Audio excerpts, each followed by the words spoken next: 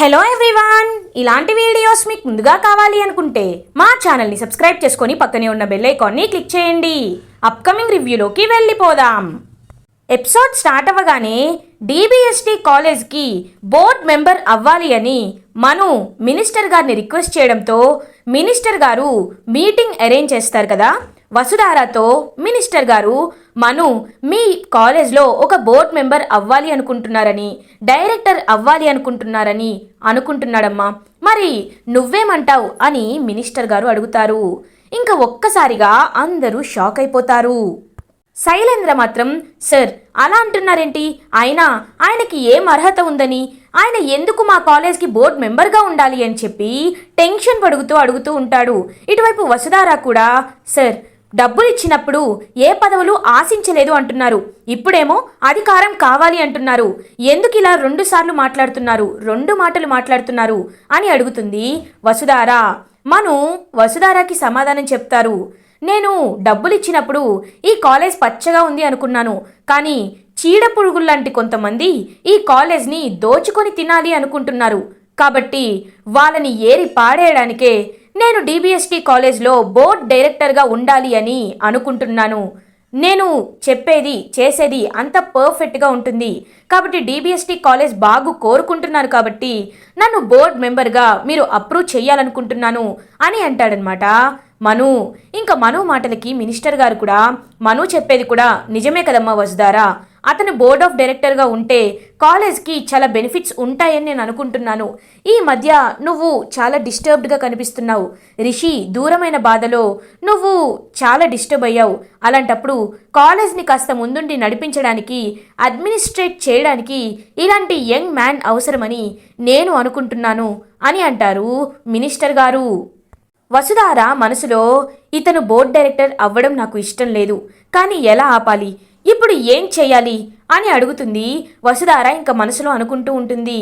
ఇంకా అప్పుడే మను, మేడం ఏంటి ఆలోచిస్తున్నారు, మీకు టైం కావాలా అని అడుగుతారు. ఇంకా వెంటనే వసుధార, టైం అంటే మేము ఏ పద్ధతినైనా ఓటింగ్ పద్ధతిలోనే ఫాలో అవుతాం, ఖచ్చితంగా ఎవరైనా బోర్డ్ మెంబర్గా అవ్వాలన్నా, బోర్డ్ ఆఫ్ డైరెక్టర్స్ చెయ్యాలన్నా ఓటింగ్ పద్ధతిని ఫాలో అయ్యే మేము చేస్తాం, కాబట్టి నేను ఓటింగ్ పద్ధతికి వెళ్ళాలి అనుకుంటున్నాను అని అంటారనమాట వసుధార. ఇంకా మినిస్టర్ గారు, అమ్మ వసుధార, అందరికీ మనుపై వ్యతిరేకతే కనబడుతుంది, ఎందుకంటే బోర్డ్ మెంబర్ సడన్గా వచ్చి అవ్వడం అంటే ఎవరు యాక్సెప్ట్ చేయలేరు, ఇలాంటి నిర్ణయాల్ని ఓటింగ్కి వదిలేకుండా నువ్వు స్వయంగా తీసుకుంటేనే నాకు మంచిదనిపిస్తుంది అని అంటారు మినిస్టర్ గారు. ఇంకా మహేంద్ర బాగా ఆలోచించి, సార్ మను డిబిఎస్టి కాలేజ్ బోర్డ్ మెంబర్గా ఉండడం నాకు ఇష్టమే అని అంటాడు. ఒక్కసారిగా అందరూ షాక్ అయిపోతారు. మావయ్య అని అంటుంది వసుధార. అవునమ్మా వసుధార, నేను చెప్పేది నిజమే, ఇప్పుడు ఈ టైంకి మను బోర్డ్ మెంబర్గా ఉండడం నాకైతే సబబుగానే అనిపిస్తుంది, ఎందుకంటే డిబిఎస్టి కాలేజ్ని పెద్ద ప్రమాదం నుండి కాపాడాడు, స్టూడెంట్స్ కూడా అతని మాట వింటున్నారు, ఇప్పుడు నీకు సపోర్ట్గా ఉండాలంటే మను ఈ కాలేజ్కి డైరెక్టర్ అవ్వడం నాకు కరెక్ట్ అనిపిస్తుంది అని అంటారు మహేంద్ర. ఇంకా బోర్డ్ మెంబర్స్ అందరూ కూడా, అవును మేడం, మహేంద్ర సార్ చెప్పింది కరెక్టే, మనల్ని అంత పెద్ద ప్రాబ్లం నుండి సేవ్ చేశారు కాబట్టి వీరు బోర్డ్ డైరెక్టర్గా ఉండడం మేమైతే అప్రూవ్ చేస్తున్నామని ఇంకా బోర్డ్ మెంబర్స్ అందరూ కూడా ఓకే చెప్తారు. కానీ శైలేంద్ర వసుధారకి మాత్రమే ఇష్టం ఉండదు. అమ్మా వసుధార, ఇప్పుడు ఎక్కువగా ఆలోచించొద్దు, నేను చెప్పింది చేయమ్మా అని అంటారు మహేంద్ర. సరే మావయ్య అని అంటుంది వసుధార. మినిస్టర్ గారు, అమ్మ వసుధార, అయితే మనుని బోర్డ్ మెంబర్గా, బోర్డ్ డైరెక్టర్గా మీరు అప్రూవ్ చేస్తున్నట్టే కదా అని అడుగుతారు. ఎస్ సార్, బోర్డ్ మెంబర్స్ అందరూ అప్రూవ్ చేసిన కారణంగా, మెజారిటీ ఓట్స్ తనకి వచ్చిన కారణంగా మనుని బోర్డ్ ఆఫ్ డైరెక్టర్స్గా నేను అప్రూవ్ చేస్తున్నాను, అప్రూవల్ లెటర్ కూడా తనకి వెంటనే అందచేస్తాను అని అంటుంది వసుధార. ఇంకా అందరూ హ్యాపీగా ఫీల్ అవుతారు. శైలేంద్ర మాత్రం చాలా స్ట్రెస్గా ఫీల్ అవుతాడు. ఇంకా అనుపమ కూడా, ఏంటి ఇలా జరుగుతుంది, ఒకటి అనుకుంటే ఇంకొకటి జరుగుతుంది, ఎందుకు ఇలా జరుగుతుంది అని ఇంకా మను వైపు కోపంగా చూస్తూ ఉంటుంది. మినిస్టర్ గారు ఇంకా వెళ్ళిపోవడానికి డిసైడ్ అవుతారు. చూడమ్మా వసుధార, నువ్వు తీసుకున్న నిర్ణయం ఇప్పుడు నీకు నచ్చకపోవచ్చు, కానీ మను చేసే మంచి పనులు చూసి నీ నిర్ణయం మారచ్చమ్మా, ఏదైనా మనం కొద్ది రోజులు చూసే కదా దానిపై ఒక నిర్ణయానికి రావాలి. నేను చెప్పింది నీకు అర్థమైంది అనుకుంటా. సరే యంగ్ బాయ్, ఇప్పుడు నువ్వు ఈ DBST కాలేజ్లో ఒక బోర్డ్ మెంబర్వి కాబట్టి కాలేజ్ బాగు కోరుకోవడం, కాలేజ్ని జాగ్రత్తగా చూసుకోవడం, సరైన నిర్ణయాలు తీసుకోవడం నీకు కూడా బాధ్యత అవుతుంది. ఈ కాలేజ్ని నువ్వు సక్సెస్ఫుల్గా ముందుకు తీసుకువెళ్ళడానికి వసుధారాకి హెల్ప్ చేస్తావని నేను మనస్ఫూర్తిగా కోరుకుంటున్నాను అని అంటారు మినిస్టర్ గారు. ఖచ్చితంగా sir, I will do my level best అని చెప్పి ఇంకా నవ్వుతూ చెప్తాడు మను. వసుధార మాత్రం ఇంకా స్పీడ్గా బయటికి వెళ్ళిపోతుంది. శైలేంద్ర కూడా ఇలా అయ్యింది ఏంటని చెప్పి ఇంకా బయటికి వెళ్ళిపోతాడు. వసుధార వెనకాల మహేంద్ర, అనుపమ వస్తారు. ఇంకా వసుధార చాలా ఫీల్ అవుతూ ఉంటుంది. అమ్మా వసుధార అని అంటారు. ఎందుకు మావయ్య, ఎందుకు? నేను ఏదో ఒకటి చేసి తన్ని డైరెక్టర్ అవ్వకుండా చేసేదాన్ని కదా, మీరు ఎందుకు అడ్డుపడ్డారు? ముందు మీరే ఎందుకు మద్దతు ఇచ్చారు అని అడుగుతుంది వసుధార. చూడమ్మా వసుధార, ఎవరినైనా కొద్ది రోజులు గమనించిన తర్వాతే మనం ఒక నిర్ణయాన్ని తీసుకోవాలి. అతను మాట్లాడుతున్న మాటల ప్రకారం ఖచ్చితంగా అతనికి శైలేంద్ర గురించి పూర్తి నిజం తెలుసని నాకు అనిపిస్తుంది అని అంటారు మహేంద్ర. ఇంకా వసుధార అలా చూస్తూ ఉండిపోతుంది. అవునమ్మా వసుధార, కొన్ని చీడ పురుగుల్ని ఏరేయడానికే నేను వస్తున్నానని అంత క్లియర్గా చెప్పాడంటే ఖచ్చితంగా అతనికి శైలేంద్ర గురించి తెలుసు. అంతెందుకు, ఇవాల్టి ఉదాహరణే తీసుకుందాం. సంతాప సభ ఎవరు చెప్పినా ఆగలేదు, కానీ అతను ఒక్క మాట చెప్పగానే శైలేంద్ర కూడా భయపడ్డాడు. కాబట్టి భవిష్యత్తులో మన కాలేజ్కి సంబంధించిన నిర్ణయాలు తీసుకోవడానికి అతను మనకి అండగా ఉంటాడని, అతను కరెక్ట్గా రూల్స్ ఫాలో అవుతాడని నేను మనస్ఫూర్తిగా నమ్ముతున్నాను. నా మాట ప్రకారమే నువ్వు ఇతన్ని డైరెక్టర్ చేశావు కదా, చూద్దాం. ఒకవేళ అతని ప్రవర్తన తేడాగా అనిపించినా, అతను మన కాలేజ్ని నాశనం చేయడానికి వచ్చాడని మనకు అనిపించినా వెంటనే సస్పెండ్ చేద్దాం. అది కూడా మన చేతుల్లోనే ఉంటుంది కదమ్మా అని అంటారు మహేంద్ర. ఇంకా వసుధార మహేంద్ర వైపు చూస్తూ, మీరు చెప్పేది నిజమే మావయ్య, ఏదైనా కొద్ది రోజులు చూశాకే మనం దాన్ని పరిగణలోకి తీసుకోవాలి. మీరు చెప్పినట్టే అతన్ని నేను కొన్నాళ్ళు గమనిస్తాను. నాకు అతని బిహేవియర్లో కొంచెం తేడా కనిపించినా అతన్ని వెంటనే సస్పెండ్ చేస్తాను అని అంటుంది వసుధార. ఇంకా అనుపమ మాత్రం, మను ఇలా కావాలనే చేస్తున్నాడు, ఒకవేళ నాకు వాడు దగ్గరవ్వాలనుకుంటున్నాడా అని మనసులో అనుకుంటుంది అనుపమ. ఇది ఇలా ఉండగా శైలేంద్ర మాత్రం ఇంకా స్ట్రెస్ బాల్ని తీసుకొని వాటిని బాగా నొక్కుతూ, ఏంటిది, వాడేమి చేయలేడు అనుకున్నాను, ఇప్పుడు డైరెక్ట్గా బోర్డ్ డైరెక్టర్ అయ్యాడు, ఇప్పుడు ఏం చేయాలి అని చెప్పి ఇంకా శైలేంద్ర చాలా టెన్షన్గా ఫీల్ అవుతూ ఉంటాడు. అప్పుడే కరెక్ట్గా మను శైలేంద్ర దగ్గరికి వస్తాడు. ఏంటి షాక్ అయ్యావా అని అడుగుతాడు. నువ్వు ఇలాంటి వాడివి అని అనుకోలేదురా అని అంటాడు శైలేంద్ర. చూడు, నేను అద్దం లాంటి వాడిని, మంచి వాళ్ళకి మంచిగా కనపడతాను, ధర్మం చేసే వాళ్ళకి ధర్మాత్ముడిలా కనబడతాను. నీలాంటి కుళ్ళు కుట్రలు వెధవ పనులు చేసే వాళ్ళకి వెధవలాగే కనబడతాను, రౌడీలకి రౌడీలాగే కనబడతాను. చూడు శైలేంద్ర, నీ కౌంట్ డౌన్ స్టార్ట్ అయింది. ఇన్ని రోజులు రిషి సార్ ఇక్కడ లేరని, రిషి సార్ లేరు కాబట్టి నీ అడ్డు తొలగిపోయిందని డైరెక్ట్గా వసుధారాని తొలగించి నువ్వు MD సీట్ని అధిష్ఠించాలని చాలా కలలు కన్నావు. కానీ నీ కలలకి పూర్తిగా చెక్ పడినట్టే. ఎందుకంటే ఇక్కడ ఉన్నది సాఫ్ట్ హార్టెడ్, సాఫ్ట్గా ఉండే రిషి సార్ కాదు, దెయ్యాలకి దుష్టుడిలా కనబడే మను.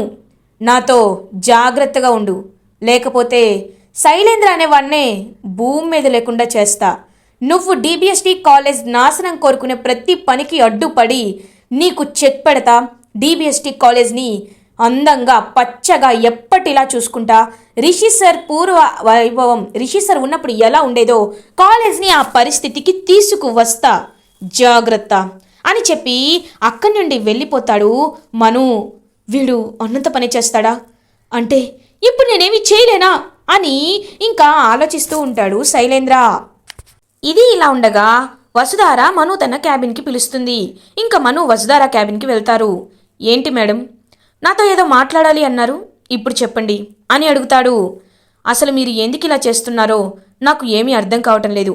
మీరు మంచివారా చెడ్డవారా అని నమ్మడానికి కూడా నేను చాలా ఆలోచిస్తున్నాను అని అంటుంది వసుధార. నేను మంచివాడినో చెడ్డవాడినో మీకు ముందు ముందు తెలుస్తుంది. అసలు నేను ఏ పర్పస్పై ఇక్కడికి వచ్చానో కూడా ఖచ్చితంగా మీకు తెలుస్తుంది. కాబట్టి కొద్ది రోజులు సహనంతో ఉండండి. మీ మదిలో ఉన్న అన్ని ప్రశ్నలకి నేను ఖచ్చితంగా సమాధానం చెప్తాను, చెప్పి తీరుతాను అని ఇంక అక్కడి నుండి వెళ్ళిపోతాడు బోర్డ్ మెంబర్గా ఉన్న మను. మను అలా వెళ్ళిపోబోతుంటే అనుపమ ఆగు అని అంటుంది. వెంటనే ఇంక మను ఆగి వెనక్కి తిరిగి చూస్తాడు. ఎందుకు ఇదంతా చేస్తున్నావు, ఎందుకు అని అడుగుతుంది. నేను ఒకే సమాధానం చెప్తాను, మీకు సమాధానం చెప్పాలని అనుకోవటం లేదు. కాలం ఎలాంటి గాయాన్నైనా మానుతుంది అంటారు, కానీ నా మనసులో ఉన్న గాయం మాత్రం ఎప్పటికీ మానదు, మాననివ్వను అని చెప్పి అక్కడి నుండి వెళ్ళిపోతాడు మను. ఇది ఇలా ఉండగా శైలేంద్ర ఇంటికి రీచ్ అవుతాడు. దేవయాని ఇంకా శైలేంద్ర వైపు చూస్తూ ఉంటుంది. మమ్మీ అని వెళ్తాడు శైలేంద్ర. మళ్ళీ ఏమైందన్నా అని అడుగుతారు. వాడు ఏకంగా బోర్డ్ డైరెక్టర్ అయిపోయాడు మమ్మీ అని అంటాడు. ఒక్కసారిగా దేవయాని షాక్ అయిపోతుంది. ఇంకా ధరణి కూడా ఇదంతా వింటూ ఉంటుంది. ఏంటి నాన్న నువ్వు అనేది, వాడు బోర్డ్ డైరెక్టర్ అయ్యాడా అని అడుగుతుంది. అవును మమ్మీ, సడన్గా వచ్చి బోర్డ్ డైరెక్టర్ అయిపోయాడు. ఇప్పుడు నేను ఎలాంటి పనులు చేసినా వాడు నాకు ఖచ్చితంగా అడ్డుపడతాడు మమ్మీ అని బాధపడుతూ ఉంటాడు శైలేంద్ర. ధరణి శైలేంద్ర దగ్గరికి వచ్చి, ఆహా ఎంత హ్యాపీగా ఉందో, ఏమండి పాయసం తింటారా అని అడుగుతుంది. ధరణి అని అంటాడు శైలేంద్ర. అవునండి, మీరు చాలా చల్లని వార్త చెప్పారు కదా. ఇకపై నేను వసుధారాకి రిషి అండగా ఉంటాడు, తోడుగా ఉంటాడు అనుకున్నాను. ఇప్పుడు రిషి లేడు, కానీ రిషి లాంటి వాడే వచ్చాడు. ఒక సీతకి ఆంజనేయ స్వామిలా రాముడు దూరమైనా సీతకి నచ్చ చెబుతూ, ఇంకా రాముడి కోసం మీరు వేచి చూడాలని చెప్తూ ఒక వారధిలా ఆంజనేయ స్వామి నిలబడ్డాడు. ఇప్పుడు ఇతన్ని చూస్తుంటే నాకు ఆంజనేయ స్వామిలాగే అనిపిస్తున్నాడు. నిజంగా చాలా బాగుందండి, మీరు చెప్పింది నాకు చాలా నచ్చింది అని అక్కడి నుండి వెళ్ళిపోతుంది ధరణి. ఇంకా దేవయాని మాత్రం, నాన్న దాని మాటలు నువ్వేమీ పట్టించుకోవద్దు, కానీ నువ్వు మాత్రం ఇంకా ఇంకా జాగ్రత్తగా ఉండాలి. వాడికి నీపై అనుమానం ఉంది అని నువ్వు చెప్తున్నావు కాబట్టి వాడికి తెలియకుండా, నీ చేతులకి మట్టంటకుండా నువ్వు చేసే పనులేదైనా పూర్తి చేయాలి. అంతేకాని నువ్వు తొందరపడి ఎలాంటి నిర్ణయాలు తీసుకోవద్దు అని చెప్తుంది దేవయాని. అయినా అసలు ఏం సంబంధం లేకుండా వాడు ఎందుకు నాన్న 50 కోట్లు చెక్కించినట్టు నటించాడు, ఆ చెక్కుని మళ్ళీ చించేశాడు, బోర్డ్ మెంబర్ కూడా అయ్యాడు, ఎందుకు అని అడుగుతుంది దేవయాని. ఆ విషయం నాకు తెలిస్తే నీకే చెప్తాను కదా మమ్మీ అని అంటాడు శైలేంద్ర. లేదు నాన్న, లేదు, ఇది కలియుగం. అడగనిదే అమ్మైనా అన్నం పెట్టదని పెద్ద సామెత ఉంది. అడగకుండానే వాడు ఇంత సహాయం చేశాడంటే ఖచ్చితంగా వాడికి DBST కాలేజ్కి ఏదో సంబంధం ఉంది. దాన్ని బయట పెడితే మనకి ఏదైనా న్యాయం జరిగే అవకాశం ఉంది, మనకి ఆ విషయం పనికొచ్చే అవకాశం ఉంది. నువ్వు వసుధారాని ఎలా సీటులో నుండి కిందకి దింపాలి అని ఆలోచించకుండా వీడి చరిత్ర గురించి ఆలోచించు. వీడు ఎవడు, ఎక్కడి నుండి వచ్చాడు, వీడు అసలు ఎవరికి సంబంధించినవాడు అనే విషయాలపై కూపీ లాగునాన్నా అని అంటుంది దేవయాని. అవును మమ్మీ, నువ్వు చెప్పింది కూడా నిజమే. ముందు వీడి అడ్డు తొలగించుకోవాలంటే వీడు ఎవడో తెలుసుకోవాలి, తెలుసుకుంటా, ఖచ్చితంగా తెలుసుకుంటా అని ఇంకా బయలుదేరతాడు శైలేంద్ర. ఇది ఇలా ఉండగా మహేంద్ర, అనుపమ, వసుధార ఇంటికి రీచ్ అవుతారు. మహేంద్ర మాత్రం అనుపమ వైపు చూస్తూ, అనుపమ నాకు నిజంగా చాలా సంతోషంగా ఉంది. ఎందుకంటే పాపం వసుధార ఒంటరి అయిపోయిన ఫీలింగ్ నాకు వచ్చింది. వసుధార ఎలాంటి నిర్ణయం తీసుకోవాలనుకున్నా బోర్డ్ మెంబర్స్ అందరూ ఆ శైలేంద్ర చెప్పిన మాటలు విని వాడికే సపోర్ట్ చేసేవాళ్ళు. వసుధారాని సరైన నిర్ణయం తీసుకొనిచ్చేవారు కాదు. కానీ ఇప్పుడు మాత్రం వసుధార తోడుగా ఆ మను ఉన్నాడు. ఖచ్చితంగా మను మాటలకి ఎవరైనా కన్విన్స్ అవ్వాల్సిందే. చాలా చాలా ముచ్చటేస్తుంది ఆ అబ్బాయిని చూస్తుంటే అని అంటారు మహేంద్ర. ఇంకా అనుపమ మాత్రం ఏమి మాట్లాడకుండా అలా సైలెంట్గా ఉండిపోతుంది. ఇది ఇలా ఉండగా శైలేంద్ర మాత్రం ఇంకా మనుని ఫాలో అవ్వాలని ఫిక్స్ అయిపోతాడు. అసలు వీడు ఎవడు ఏంటి అని చెప్పి తెలుసుకోవాలని చాలా రీసెర్చ్ చేస్తాడు. ఇంకా తను కూడా US బేస్డేనని, అక్కడ మను గ్రూప్ ఆఫ్ ఇండస్ట్రీస్కి మను CEO అని, అండ్ తను ఎడ్యుకేషనల్ ఇన్స్టిట్యూట్స్లో కూడా డైరెక్టర్గా పనిచేసిన ఎక్స్పీరియన్స్ ఉందని ఈ అన్ని విషయాలు తెలుసుకుంటాడు. వీడికి ఇంత ఎక్స్పీరియన్స్ ఉన్నప్పుడు US నుండి ఇండియా ఎందుకు వచ్చాడు, అసలు ఏంటి అని చెప్పి ఇంకా అలా ఫాలో అవుతూ వెళ్తూ ఉంటాడనమాట శైలేంద్ర. అదే టైంకి కరెక్ట్గా ఇంకా మనుకి కాల్ వస్తుంది. ఇంకా మను, అవునా ఇప్పుడే వస్తున్నాను అని ఇంకా మను అయితే ఒక ప్లేస్కి బయలుదేరతాడు. శైలేంద్ర మనుని సీక్రెట్గా ఫాలో అవుతూ ఉంటాడు. ఎక్కడికి వెళ్తున్నాడు వీడు అని చెప్పి ఇంకా అలా ఒక ప్లేస్కి వెళ్తాడు. ఒక ప్లేస్కి వెళ్ళి చూడగానే ఇంకా ప్లేస్ చాలా దూరంగా ఒక ఫామ్ హౌస్ లాగా ఉంటుంది. ఇంకా సీక్రెట్గా వెళ్తాడనమాట శైలేంద్ర. మను లోపలికి వెళ్ళి ఇంకా నర్స్తో మాట్లాడుతూ ఉంటారు. చెప్పండి, ఎందుకు అర్జెంటుగా రమ్మన్నారు అని అడుగుతారు. అతనికి మెలకువ వచ్చింది, అతన్ని మేము కంట్రోల్ చేయలేకపోతున్నాం, మీరే అతనితో మాట్లాడాలి అని నర్స్ చెప్తారు. నేను తనతో ముందే మాట్లాడాను కదా అని అంటాడు మను. కానీ తను మా మాట వినటం లేదు అని అంటుంది నర్స్. సరే నేను మాట్లాడతాను అని లోపలికి వెళ్తాడనమాట మను. ఇంక చూసి ఒక్కసారిగా షాక్ అయిపోతారనమాట. ఎందుకంటే అక్కడ రిషి ఉంటాడు. ఇంకా రిషి అలా మను వైపు చూస్తూ ఉంటాడు. మను రిషి దగ్గరికి వస్తాడు. ఏంటి రిషి, ఏంటి నువ్వు చేస్తున్న పని? భోజనం సరిగ్గా చేయటం లేదు, టాబ్లెట్లు వేసుకోవటం లేదు. ఇలా అయితే నీ ఆరోగ్య పరిస్థితి ఏమవుతుంది రిషి అని అడుగుతాడు మను. ఇంక కిటికీలో నుండి అదంతా చూసిన శైలేంద్ర ఒక్కసారిగా స్టన్ అయిపోతాడు. ఇంకా రిషి, మను నువ్వెవరో నాకు తెలీదు, ఎందుకు నాకు సహాయం చేస్తున్నావో కూడా నాకు తెలీదు. కానీ నేను DBST కాలేజ్కి వెళ్ళాలి, నా వసుధారాకి నేను బ్రతికే ఉన్నానని తెలియాలి అని అంటాడు రిషి. చూడు రిషి, నువ్వు బ్రతికున్నావని తెలిస్తే నీపై మళ్ళీ అటాక్స్ జరుగుతాయి. నీ ప్రాణానికి నిజంగా ప్రమాదం ఉంటుంది. నీ ఆరోగ్యం పూర్తిగా మెరుగుపడేంత వరకు, DBST కాలేజ్లో పరిస్థితులన్నీ చెక్కబడేంత వరకు నువ్వు ఇక్కడ ఉండడమే సేఫ్. నా మాట విను రిషి అని అంటాడు మను. అంటే రిషి రిషి వీడి దగ్గర ఉన్నాడా అని చెప్పి ఇంకా ఆశ్చర్యపోతాడనమాట శైలేంద్ర. రిషి, వసుధారతో నేను మాట్లాడతాను, తనకి నువ్వు బ్రతికే ఉన్నావని నేను చెప్తాను రిషి, నువ్వేమీ కంగారు పడద్దు, కొద్ది రోజులు నువ్వు ఇక్కడ ఉండడమే మంచిది, నా మాట విను రిషి అని చెప్పి ఇంకా తనకి టాబ్లెట్స్ ఇచ్చేసి అక్కడి నుండి వచ్చేస్తాడనమాట మను. శైలేంద్ర కూడా సీక్రెట్గా అక్కడి నుండి ఇంకా వెళ్ళిపోతాడు. ఇంకా మను మనసులో అనుకుంటాడు, రిషిని ఎలాగొకలా మేనేజ్ చేశాను. DBST కాలేజ్లో సమస్యలన్నీ క్లియర్ అయ్యాకే రిషిని అక్కడికి తీసుకువెళ్ళాలి అని మనసులో అనుకుంటూ అక్కడి నుండి వెళ్ళిపోతాడు మను. శైలేంద్ర మనసులో అనుకుంటాడు, వీడు చాలా చాలా పెద్ద తేడాగాళ్ళ ఉన్నాడు. వీడికి అన్ని విషయాలు తెలుసు, అందరి గురించి తెలుసు, కానీ ఏ విషయం ఎక్కడ చెప్పాలో అక్కడ చెప్పటం లేదు. వీడిలాగే నేను కూడా మైండ్ గేమ్ ఆడాలి, ఖచ్చితంగా ఆడాలి అని ఇంకా ఫిక్స్ అవుతాడనమాట శైలేంద్ర.